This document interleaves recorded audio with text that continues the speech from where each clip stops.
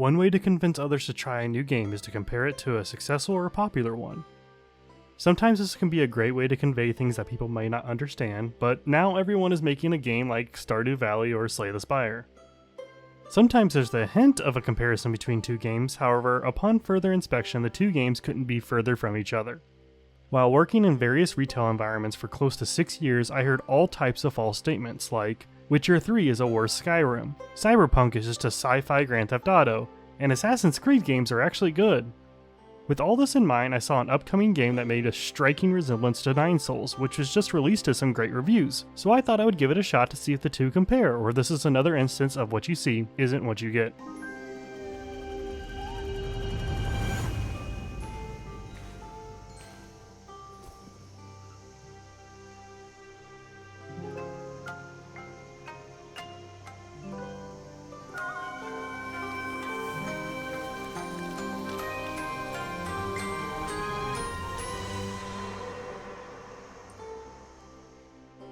Developed by Squid Shock Studios and published by Humble Games, Bo, Path of the Teal Lotus is a hand-drawn Metroidvania inspired by Japanese folklore with a unique aerial-based combat system that will see you maintaining a flowing combo lest you succumb to the challenging fight that awaits you.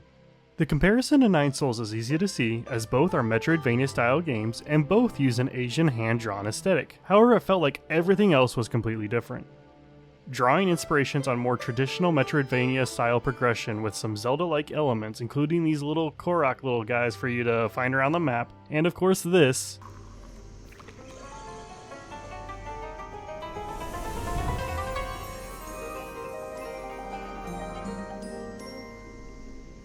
Bo, Path of the Teal Lotus is looking to stand on its own merits in order to deliver you a unique experience that can be frustrating at times, but pays off with a variety of tools at your disposal and a depth of options on how best to use them. Bo, Path of the Teal Lotus visually draws you in and makes you wonder in anticipation for what is to come next. This can be in the form of teasing you with an upcoming boss fight, giving you some interesting NPCs to interact with, or make you just realize that there's a lot more going on than what you're being told. It is easy to see that the art is the major reason for sucking you into the game, but how does the gameplay feel? Traversal seems pretty straightforward until you realize that this game subverts all your expectations by adding collectibles that make you think outside of traditional platforming games. One key aspect you're introduced to early on is the ability to reset your jump in air if you hit something with your weapon. This is a very unique way to introduce a double jumping mechanic, and it can eventually extend you into a very prolonged time in the air if you play your cards right. Because of this, some areas of the map actually require you to not kill your enemy, but instead lure them to you so you can fully utilize this ability to gain access to areas that you're not normally able to get to. When this realization hit me, I was honestly mind blown. It is such an interesting mechanic to have that I started actually taking more time with the game when I would enter a room to just look around and work around the enemies until I was sure that something wasn't just outside my reach. While most Metroidvanias give you certain vertical limitations, the team at Squid Shock Studios has effectively given another layer in 2D combat by making the aerial gameplay sort of work as your way of dodging.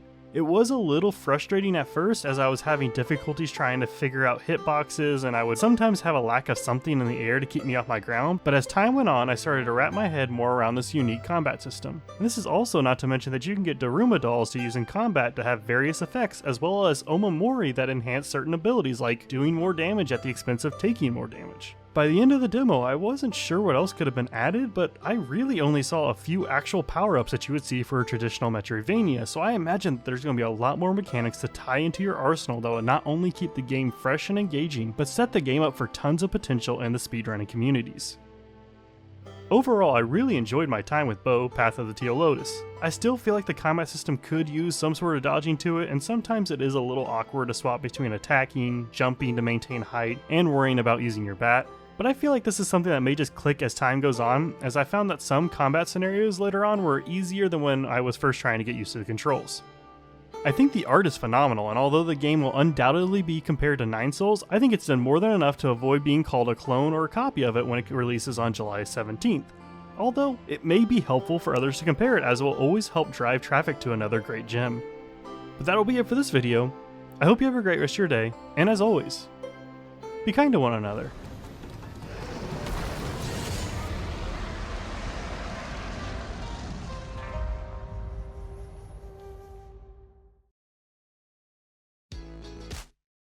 Shout out to my Patreon supporters Relativity, Naughty Dog is King, Chaos, and Kame Kolo, alongside all those sub to the channel. My next video should be about my time at IGN Live, so I hope you'll check it out, but I will see you soon.